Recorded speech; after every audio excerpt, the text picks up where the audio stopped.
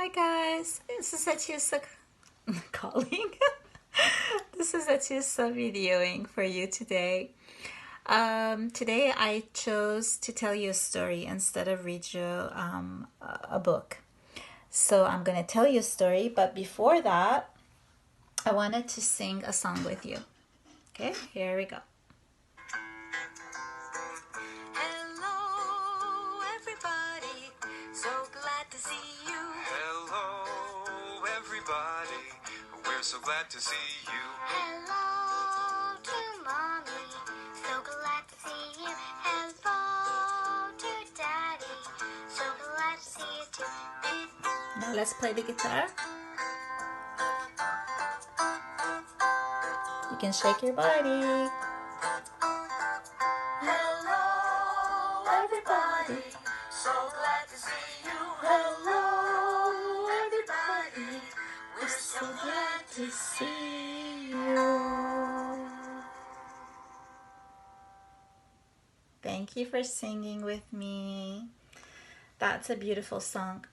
So now I want to tell you about Emily Carr. I don't know if you have ever heard of Emily Carr. Maybe some of you have and some of you haven't.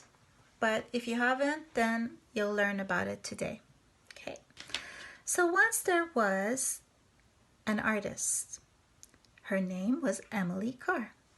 And this is a picture of Emily Carr. Somebody painted this picture of her. This is when she was older, actually. Emily was born in Victoria, British Columbia. Some of you may know where Victoria is. I think even one of you has family there, right? I think so. Emily loved animals. She loved all kinds of animals. Did you know that she had lots of cats, dogs? She had a pet parrot. And believe it or not, she even had a pet monkey. So if you go with your mom and dad and search up and find out on the computer more about Emily Carr, you'll see pictures of all those animals with her. Yeah, she was very, very loving towards animals. But something else that Emily Carr was really passionate about was painting. She loved to paint. She started painting when she was a little girl.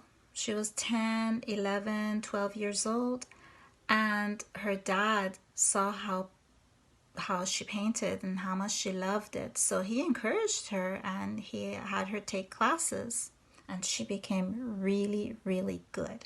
So when she grew up, she actually became a very famous Canadian artist. And now her paintings are in the museum, and there's a school called Emily Carr where you can go study art. So I wanted to show you some of her paintings, and then you tell me what you think her favorite color was. So this is her first painting I'm going to show you. It's called the Cedar Sanctuary. It's trees. Well, actually it's one tree, but look at all the other trees inside the forest. I hope the glare of my window doesn't take away from the image. And this one is called the Skied Gate. So it was a totem pole in a village of an indigenous group from a village there. And then this one is a big raven, a black raven.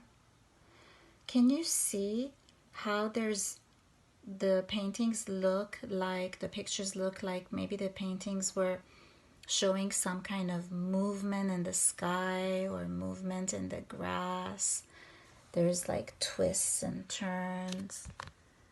Even in the tree, you feel like the tree is moving, and maybe there's wind and the leaves look like they're moving.